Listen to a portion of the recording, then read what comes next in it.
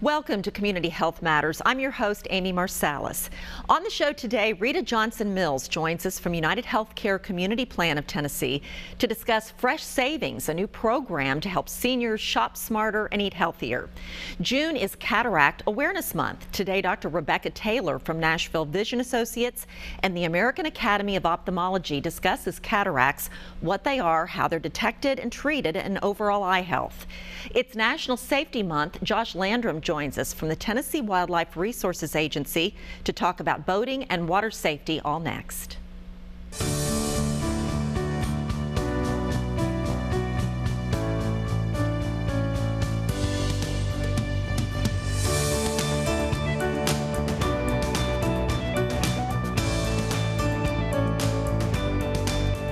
From the News Channel 5 network, this is Community Health Matters, sponsored by the United Health Foundation.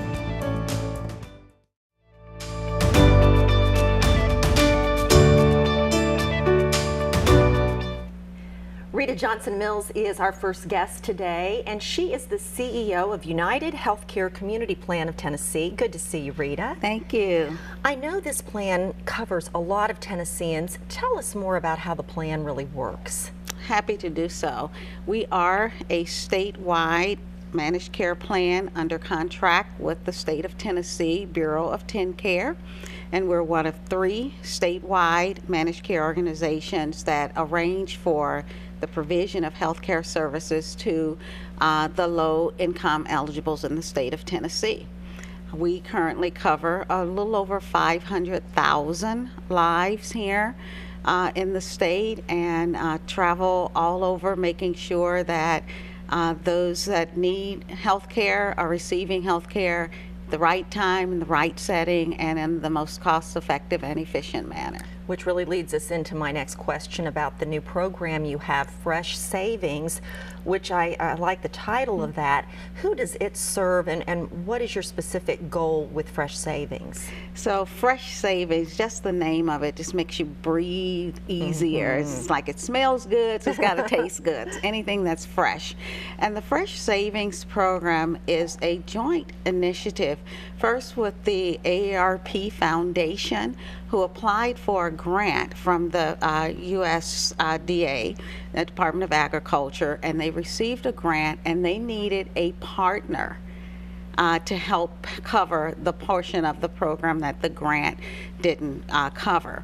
The Fresh Savings Initiative's primary focus is on seniors first, hence the AARP Foundation involvement. But it also focuses on everyone in that household, but with seniors as the #1 focus. So the states of Mississippi and Tennessee are the 2 states that are participating in the Fresh Savings Initiative. Now, I know that the program involves farmers markets around Nashville. What part do they play in this program? So not only is it farmers markets, but it's also Kroger stores. This program kicked off, it'll be a year, in this past October in the Memphis area, and now this past month we did a kickoff here in Nashville at the farmers market. And basically in the Kroger stores, for every $20 that a recipient or a SNAP recipient spends on fresh fruit and vegetables, they will get a coupon for $20 of free fresh fruit and vegetables. Right. And the farmers markets, for every $10 that they spend, they get $10 worth of free tokens. So the key is a SNAP recipient, and that will trigger the coupon or the tokens in the farmers markets. So the people would automatically know that they qualify for this. And it sounds like it's pretty easy to use then, user-friendly. It's very easy to use. We've already, in this short period of time, have had, coupon rate redemptions are pretty low nationally, like between 5 to 10%. We're right in between that 10 and 15% redemption rate at our Kroger stores so far. And the goal is to expand the program statewide. Right now, we kicked off in West Tennessee, and now we're in Middle Tennessee. Why did UnitedHealthcare decide to get involved with this kind of program? I've read that there is an issue with hunger among our elderly population, so I assume that's a big part of this. It is, and in the state of Tennessee, most people don't realize that Tennessee ranks 47th out of 50th for food insecurity amongst seniors. That's 47 out of 50 That's really states. sad. Our seniors are not having access to healthy, nutritious foods on an ongoing basis. Why is that? You know, No simple answer, probably. there but- really isn't. I think a lot of it is environmental. It's an issue of if they live alone. It's an issue of really, I think in many instances, I think about my own mom who turns 87 this month. I know for a fact she forgets to eat because she doesn't feel hungry. And when she's, eating is a social event. It really is. And so if you live alone as a senior, you don't really think about eating when you're by yourself because there's no one to socialize with. And in my situation, when we go home, my mom eats 3 squares and she eats everything you put in front of her, but not when she's alone.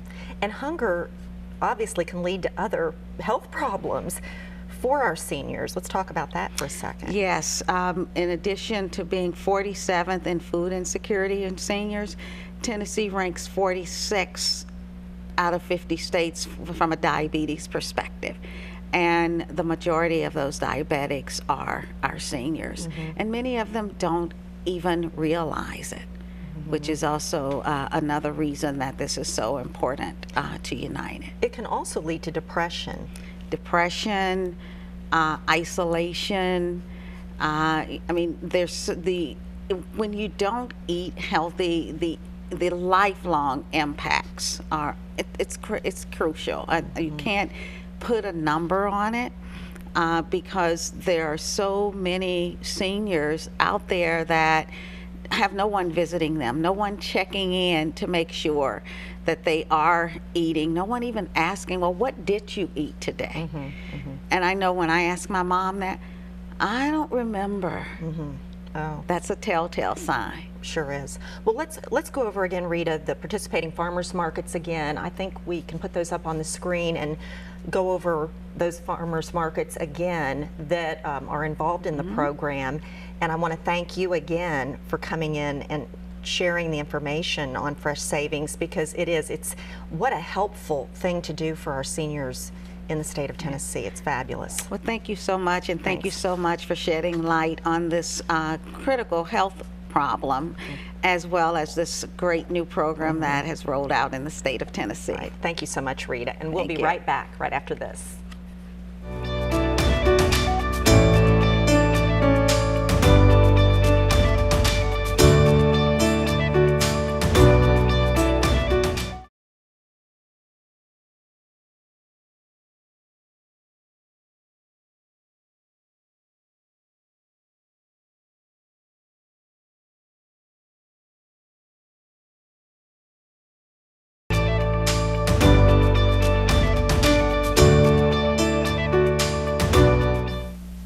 Well, June is Cataract Awareness Month, and Dr. Rebecca Taylor is joining us now in this segment to talk about cataracts and how they are the leading cause of blindness, is my understanding. And I know you're going to show us kind of what it does to the eye and describe it. That's right. So a cataract is where the natural lens of the eye, sits behind our pupil, behind our iris and pupil.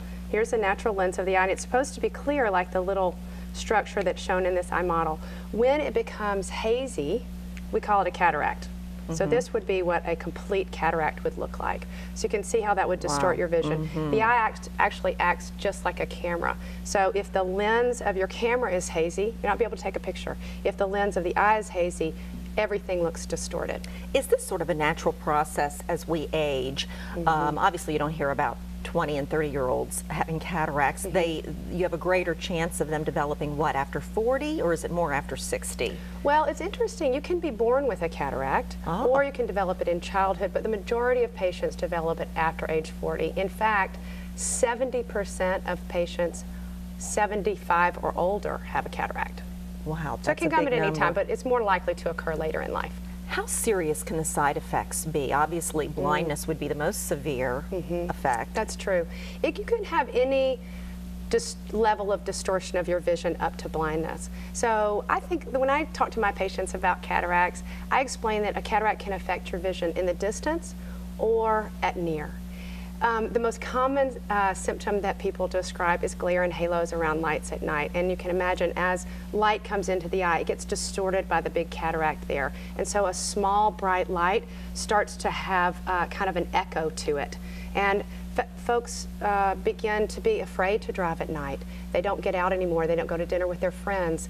They don't go to the religious services that they normally enjoy. What we get concerned about is that people also cannot see road signs until the last minute.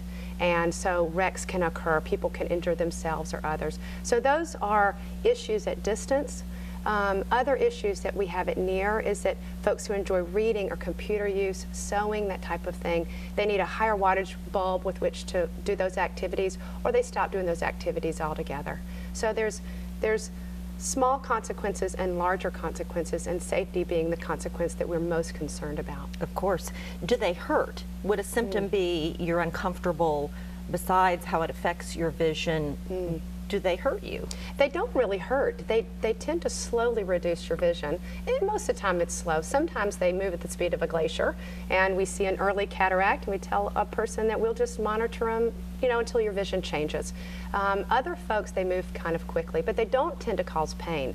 So if you are having an eye symptom that's a little odd for you, you need to let your doctor know, let your ophthalmologist know. What we don't see with cataracts are things like loss of half of your vision or a curtain over your vision, floaters, flashes of light. You can see double vision and triple vision, and you can have a mild to moderate to severe loss of vision. But we want patients to know that if your symptom is odd to you, bothering you, new to you, please let us know. So if it bothers you, it bothers us. And sometimes even if it's not bothering you very badly, it still may bother us. So please let us know what your symptoms are, because it may be something other than a cataract that's mild. Can we do anything to prevent cataracts? Is there anything that we can do at home? Well, that's a good question. There's actually nothing we can do to prevent them, because most of us have a programmed cell change that is going to happen due to our genetics. But some things will speed our cataracts up. Smoking will make cataracts worse. Having poor nutrition, actually, if you can have a higher intake of vitamin C, that's better for us. And then we want you to avoid UV, the damaging UV rays from the sun. So wearing sunglasses and a broad-brimmed hat will help lower your risk of cataract progression. How do you treat them? And is it an outpatient type of procedure? So I'm a cataract surgeon. As an ophthalmologist, I've been to medical school, did an internship and residency, so many years of medical and surgical training. So an ophthalmologist is the one who would do your surgical procedure. It's done in an operating room, because we need the area to be sterile. So what I like to tell my patients is, you'll expect to come to the surgical facility. The surgical procedure doesn't take that long to do. It's actually a relatively short procedure, but it's a big surgery for the little eye. So just like you take it seriously, it's very important to us that we've all decided that this is the right time for cataract surgery for you. We do one eye at a time. We let that first eye heal up for about a week or so before we turn our attention to the other eye. I also like to remind patients that it takes the eye about, because it takes the eye about a week to heal, we're gonna allow that to happen before the second eye is done. What else can you expect after surgery besides that healing time? Can you expect to have your full vision that you had before, or could it be even better than before? Right. What we hope is, once a good, successful cataract surgery is done for you, that your symptom that was really bothering you before, and for most of it's glare and halos around lights at night, that symptom will be eliminated. One of the benefits, and I can show you here in our little eye model, that once your cloudy cataract in your eye is removed at the time of surgery, what we put in is something like a very small lens implant. And when we take this lens implant and make it smaller, once we remove the cataract, that lens implant is going to do the work for you that the original, your original lens did. And that's going to eliminate the glare and halos and other symptoms that you've had.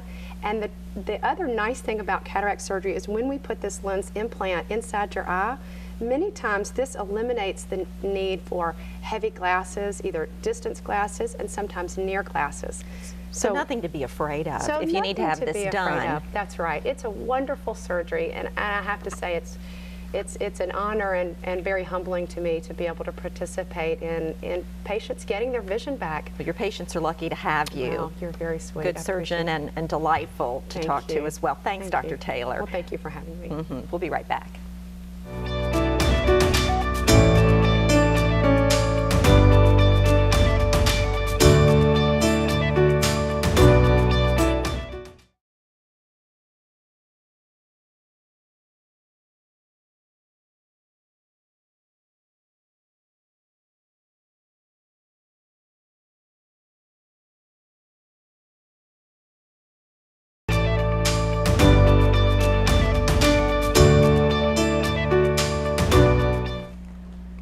June is National Safety Month, and Josh Landrum is here with TWRA. He's an officer with Tennessee Wildlife Resource Agency. Good to see you, Josh. Thank you. Good to be here. Well, I know obviously people are ready to get out and enjoy Tennessee, you know, the rivers and lakes, and they're boating, and a lot of people, let's face it, a lot of people are not experienced boaters. That's where they get into trouble, isn't it? Yes, ma'am, that's correct. And here in Tennessee, we're fortunate to have some of the most beautiful lakes and rivers in the country, and because of that, we get a lot of boat traffic, especially in the Nashville area and in the Middle Tennessee area. So you know, a lot of things that we're seeing out there when boaters get out there is, you know, we're starting to get a lot of inexperienced, and they're just not familiar with our waterways when they're getting out there because they're renting vessels, things like that. So that's one of the things that we want to be looking out for. You know, people need to be looking out for when they go to our lakes and rivers, is become familiar with those waterways before they get out there, and also just making sure they're not drinking and driving, and that's a big problem that we have been running into here recently also. Leads into the next question. About hundreds of these accidents are related to alcohol and drug use. Is that the primary culprit in a lot of these accidents that you see? Yes, yes. The primary culprit is alcohol and drugs, and a lot of our boat wrecks that we're having, we're finding that to be a primary factor in these accidents. We see that accidents were up 120% from 2013 to 2014. So tell us about the drug and alcohol laws on the water, and how different are they from when you're driving a car? Okay. For the most part, they're very similar. You know, it's illegal to drink and drive. Well, it's illegal to be under the influence of drugs or alcohol while you're driving. There is one difference on the waterways. There is no open container law on the waterways, so the driver can physically be drinking alcoholic beverage while he's driving the boat. We don't recommend that at all, and we always recommend to have a sober driver. But other than that, the penalties are similar to DUI, is, you know, with BUI. So the laws are pretty much the same. If you can't do it on the road, you can't be doing it on the waterways either. So. As you mentioned at the top of this segment, many of the vessels involved are rented, or someone lets a friend, a guest at maybe their lake house, take their boat out, take out the jet skis. The kids get on the jet skis or the Sea-Doos, and they're not used to them. They're not familiar with the operation of that vehicle. That's a big part of this problem, isn't it? Yes, ma'am. You know, when people borrow vessels or rent vessels, they're unfamiliar with where the safety equipment is on that vessel lots of times. So that's something that, you know, if you're going to rent a vessel or borrow somebody's boat, make sure you ask them, you know, where are your life jackets at? Where's the fire extinguisher at? Where's the boat registration at? Become familiar with that boat before you get out there on the waterway. Become familiar with the lake or the river before you get out there, and that will help prevent a possible accident. If you rent a boat, though, if you go to a marina or wherever you might rent a boat or rent a jet ski, is it required that you have a brief class or some instruction before you get the keys and go out? Yes, the places that rent vessels, they are required to give a brief safety lesson to the renter, and they're also required to show them where the safety equipment is on the vessels. I can't overstate the importance of flotation devices, life jackets. A lot of people, they may have them on the boat, but nobody knows where they are, or they don't put them on when they go out on the water. Let's stress the importance of those, because you might find yourself in a situation you never anticipated, and you need that flotation device to save your life. That's correct. Yeah, the biggest accident prevention tip that we could stress is wear your life jacket. Have the appropriate size life jacket on, have it buckled, have it zipped where it's supposed to be zipped and buckled, and be wearing a life jacket. The agency, we have a program called Wear It Tennessee, where we have college intern students, and some of the folks might have seen the boat out there on our waterways, but we have a agency boat, and they'll pass out life jackets for free to boaters. Terrific. So that's one program that we as an agency are trying to do to help prevent accidents and help to save lives. And is it true you have a new style, or there is a new style of life jacket out that you wanted to promote? I understand. I don't know if they're more streamlined. And yeah, they're it's called an automatic PFD, an automatic personal flotation device. Okay. They're small, they're comfortable to wear. They come in a belt style, and they also come in like a suspender style. And they're great because you can wear it, and I wear it all day long, every day I'm out there on the water, and you'll just forget that it's there, and it just becomes a part of you, and that's what the big benefit of those life jackets are. You think of them as being rather cumbersome, kind of bulky, hot in the sun, but boy, could save your life. Yes. Yep. Saturday is the most likely day to have an accident. I understand, obviously, with so many people on the water on the weekends. What adds to the problem of the boaters on Saturdays? Okay. The nature of our waterways, there's no lanes out there for travel, there's no speed limit, and if you've been on one of our lakes or rivers on a July 4th or Memorial Day weekend, or a nice summer weekend day, you'll see there's tons of boats out there, boats going everywhere. And so that's, whenever you go out there on a Saturday, you need to be very cautious, paying attention to where you're driving. Have your passenger help you look for other boaters. It is required by the state to keep a proper lookout. So that is a requirement. It's a state law that boaters have to keep a proper lookout while they're out there to help avoid a collision. Okay, make sure you've got your flotation device. That's one of the most important tips I think you shared with us. All right. Well, you stay safe as well, and thank you for sharing such good advice for us to have a fun but safe summer on the water. All right. Thank you, Josh. Thank you. We'll be right back.